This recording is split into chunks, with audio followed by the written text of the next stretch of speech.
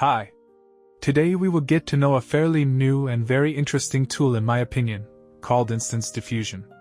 This tool allows controlling the movement of various objects in the animation by marking and selecting keyframes. It is still in the initial stages and is adapted to the resolution of SD 1.5, but I believe that in the very near future we will also see a version for SDXL and other improvements. I base it on this workflow, which can be found in the example of the project in GitHub. Here you can find the CGI spline node that we saw in the ICLite workflow. This node allows you to define keyframes of movement. Here you determine the size of the mask, and also the number of frames of the animation. I connected the points to sample to the primitive node. If you want to add keyframes, press Shift plus mouse click. If you want to delete, click the right mouse button. And you can create a new spline. Each such node is responsible for the movement of one mask. In this workflow there are 3 different movements of different masks.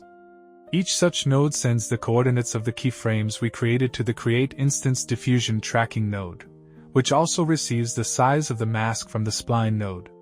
In this node the active size of the mask is defined, with the help of the B-box width and height, and this is also where our prompt begins.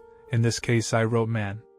And as we saw before, we have 3 different masks, each with a different movement, and each mask has a prompt, in our case, man, car, sun. These nodes in total help us connect the tracking and the prompt of all the masks together. If you want to use only one mask, you can connect it directly to the Instance Diffusion Tracking prompt. This is also where we connect the main prompt, and you should pay attention to how you write the prompt. From my short experience, you should work more with tags than with a regular prompt. This workflow is adapted to LCM, and of course there is also AnimateDiff. I am currently working with Model v3, but it is worth checking with other models as well. We connect the main model through Instance Diffusion, and the empty latent receives its size from the spline node. And all of this goes into KSampler, and from here everything is as usual. So let's see what we did here. We defined movement for man, car and sun. Notice that the size of the white part of the mask is different for each one, and this size has a very big effect on the final result. In the positive prompt I wrote car, man, sun, desert, horizon, high quality, sharp, and press Q. And this is the result we got. You can clearly see the movement of every part we defined. The quality is not that good, but considering the resolution and accuracy of the movement, it's pretty amazing in my opinion. These graphs of the movement are also part of the output of the workflow. And that's why we have these nodes, which translate our keyframes into images. Let's try to improve the result, and for that I will use an IPAdapter, with a plus model adapted to SD 1.5, reset the weights for a moment and press Q. And this is the result. As you can see, the quality and style are much more interesting, but the effect of the IPAdapter is very strong, and take over the motion we received before.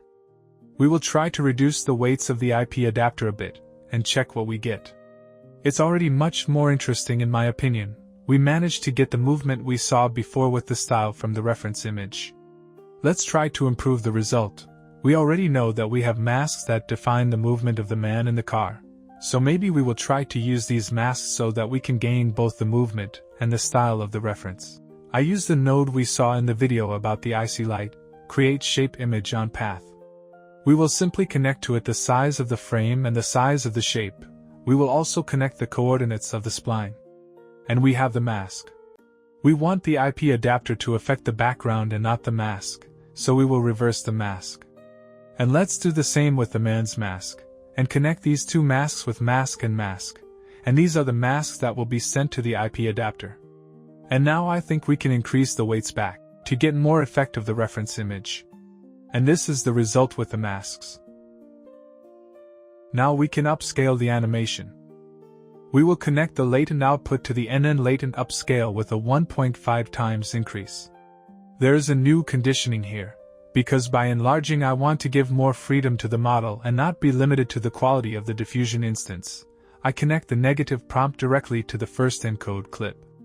I work with a low CFG and relatively high denoise, but not too much, to get the movement and composition from the initial animation, and press Q. And this is the result we got after the enlargement. You can see that we managed to significantly improve the quality. We got movement very similar to the keyframes we created, And it also seems to me that we stayed pretty close to the atmosphere in the reference image. So I hope you learned, and that we will meet in the next lessons. Of course, you are welcome to subscribe to the channel, ask questions and like if you liked. And most importantly, have fun! Bye.